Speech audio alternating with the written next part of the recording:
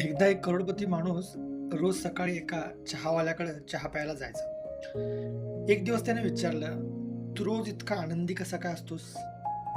चहावाला हसला आणि म्हणाला, "साहेब, माझ्याकडे दोनच गोष्टी आहेत.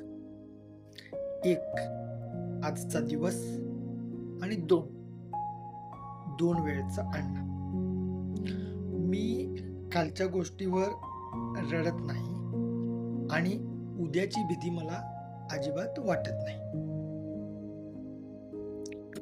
तुमच्याकडे करोडो रुपये असतील, पण तुमच्याकडे आज नाही आहे. सुख पैशात नसतं, ते मनाच्या सवयीमध्ये असतं. कधी-कधी साधा माणूस फार मोठं सत्य सांगून जातो. होय ना?